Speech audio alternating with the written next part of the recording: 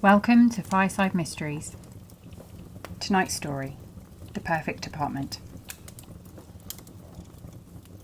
I found the apartment at 2 a.m, desperate and exhausted from scrolling. Perfect location, perfect price, fully furnished. One line at the bottom made me pause though. Applications are life-binding. My finger hovered over the mouse. Life-binding? That couldn't be right. It probably meant legally binding. Some landlord who didn't proofread. I clicked anyway. I should have trusted my instincts. This is how the room took my life, but I hope to save someone else. Moving in was a release. A bad breakup, a friend's couch. I needed to be on my own. Mrs. Galloway greeted me outside the apartment and let me in with a key. Dumping my boxes, I looked around this perfect apartment. I'll let you get settled, but first a picture. She pulled out a small Polaroid camera. I love to have keepsakes of my tenants, and these are so popular again. She took my picture in front of the ornate mirror in the living room, and then she left. I was surprised, but not worried. An odd quirk of a landlady, but I had my freedom. I looked around and breathed. I let out a small cry as I caught sight of my reflection in the mirror. I looked really tired. There were bags under my eyes. I sat feeling shocked in the winged back chair and immediately felt better. This chair was one of the reasons I'd been drawn to the room. It made me feel warm. But the room felt still. I went to open the window to let in fresh air, but it was stuck. I made a mental note to ask Mrs. Galloway to fix it. She'd seemed so kind when I met her a week ago. "Here we are," she had said, jangling the keys and looking at me with those deep blue eyes, her head tilted to one side. She had opened the door and gestured for me to walk in ahead of her. I remember gasping. There was a Chesterfield couch in the living room and this beautiful winged back chair in the corner, perfect for reading. The kitchen was small but clean, and the bedroom had a cosy, relaxing feel, with a hand-knit throw on the bed. "This is perfect," I'd said. "Would I be able to move in soon?" I crossed my fingers, praying. "Of course, you can move in this week if you like." She smiled, playing with a silver locket on a chain round her neck. "Do you need references?" I rummaged in my bag. "No, that's not necessary. I prefer to judge people by looking them in the eyes. That tells me everything I need to know. Come, let's sign that pesky paperwork and have some tea." Tea. A warm cup of tea was just what I needed. As we sat in Mrs. Galloway's house, I looked around feeling warm and peaceful and relaxed. I accepted the slice of fruitcake, luxuriating in the warm, spicy flavours. She was sympathetic, murmuring her understanding as I spoke. No need for a deposit. All I had to do was sign. "Have some more tea, sweetie. You look like you need it." I had gratefully accepted another cup as I signed the documents. That was only a week ago. I marvelled at how just right this room felt. The world could carry on outside, but I was here, hugged, and I could relax and forget about my problems. I curled up in the chair and fell asleep. When I woke up, I wasn't sure how much time had passed. Minutes? Hours? The light outside looked wrong, that golden hour before dusk, but hadn't it been evening when I sat down?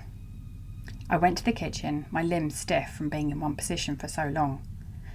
There was a slice of that lovely cake on the counter. I hadn't noticed it earlier when I was putting things away, but I guessed I'd been distracted. Had Mrs. Galloway left it? When? I hadn't heard her come in. There was a teapot as well, and some of the herbal tea ready to prepare. I tried to remember what I needed to do next, but I couldn't. I looked over at the mirror above the fireplace. I was taken aback at my reflection again. I looked drawn, peaky. "I'm sure it's just the light," I told myself. I could pack away the rest of my things tomorrow. As I went back to the kitchen, I almost tripped over a loose floorboard. There was a nail sticking out. I can get that fixed too, I thought. I was so tired. I headed straight to bed. I didn't even change my clothes. I crawled in and let the covers and the hand-knit throw envelop me, and I slept. I convinced myself I'd had a good night's sleep. The light woke me up the next day, or at least I thought it was the next day. I got out of bed, but it was a struggle. I felt so tired. I told myself it was the exhaustion finally catching up with me. My muscles must be flooded with relief, finally finding a safe space. I knocked into my box of clothes. I'll put them away later, I reminded myself. I put my shoes on to go out and get some milk and some bread. But my shoes felt so heavy, and getting to the door was a struggle. I shook my head to dislodge that fuzzy feeling I had. I tried to turn the handle, but it was as if my muscles had atrophied. I couldn't turn the handle. I sank back on the floor. Maybe I just needed to eat something to get my strength back. I crawled to the kitchen and ate some of the cake. Then I tried again. Getting to the door took longer, like I was walking against the wind, but I tried. It wouldn't budge. I moved slowly over to the window. I raised the sash and looked out.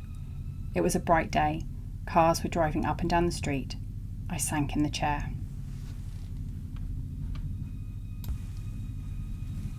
Time seemed to behave differently here. I don't know when I next got up, but it was dark. I didn't know how much time had passed. It could have been hours or maybe days. I felt so stiff and tired. I felt a rush of fear and belligerence. I wanted to leave. As that thought entered my head, the air seemed to get closer. I struggled to breathe. Okay, I quickly thought. I want to stay. The air relaxed, and the room looked lighter. I could breathe again. The realization hit me. I remembered Mrs. Galloway's house, her mantelpiece, pictures of this room, my room. I'd noticed, but I hadn't observed. Dozens of Polaroids around her mirror. Different people, different decades. A young man in the 70s, a girl in a Nirvana t-shirt in the 90s. All of them in this room.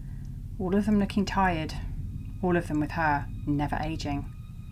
She'd been doing this for decades, and now I was next. I wanted to scream, but I couldn't. I felt the terror, but couldn't move. I thought the apartment was perfect for me. I was wrong. It wasn't perfect for me. I was perfect for it. It was made to look like the perfect dream to bait me. I realised I was not getting out. I was never leaving.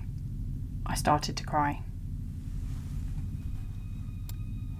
I knew my time was limited, and as scared and angry as I felt, I also had clarity. Maybe I'd been picked on because I was vulnerable. Maybe it was just bad luck. I felt the walls closing in. But I wasn't done. Not yet. That mirror, that damned mirror, seemed to be stuck on that wall. A constant feature in a revolving web of delight, catching new victims. For the room? For her? I'd managed to wrestle the old nail out of the loose floorboard. She should have taken better care, I thought. I looked in the mirror from where I was crouched and saw a line of sight that could work. I pulled myself over and began scratching into the brickwork. The room didn't like that. The air got closer and there was a tight feeling pressing on my chest. But I carried on, scratching away. The room seemed to shake and I cut myself, but I kept going. It was like an earthquake was slowly starting, but I didn't care. I carried on scratching my marks, my message. Maybe my message would carry through. As I wrote the final word, live, the room went still, like it knew I'd done something it couldn't change. In some small way, I'd won. I dropped the nail and crawled over to the winged-back chair and climbed into it. I curled up, like a child, forcing myself to remember happy memories, to fight off the enclosing, oppressive feeling. Memories came back. I was walking to school, holding someone's hand, skipping to keep up. And then another, a woman calling us in, eating fresh ice lollipops made from real summer fruit. I curled up tighter, my breathing slowing down. I could still taste them. Years passed as the room waited patiently for its next guest. Clara was excited. Her first step into adulthood with her first apartment. It looked wonderful. "You're going to love it here," she heard Mrs. Galloway say, those kind eyes crinkling at the corners as she unlocked the door. The last tenant, well, they left rather suddenly. Sometimes that happens, doesn't it? But I've taken care of everything. I hope you like it. The young woman stepped inside. The furniture was arranged exactly to her taste. "It's perfect," she breathed. Mrs. Galloway smiled and pulled out a lease agreement. "Yes," she said softly. "It always is. I'll let you look around, and then you can walk over to mine and we'll sign the paperwork, if you choose to stay." Clara nodded enthusiastically. She knew she would take this place. It was fantastic. Bright, clean colours and a comfortable small sofa. Just perfect. She moved over to the mirror and something caught her eye. Some scratched marks on the brickwork. Marks that did not belong in this perfect room. She went over and crouched down. Don't eat the cake. Don't drink the tea. Do not sign. Live. Clara stepped back quickly.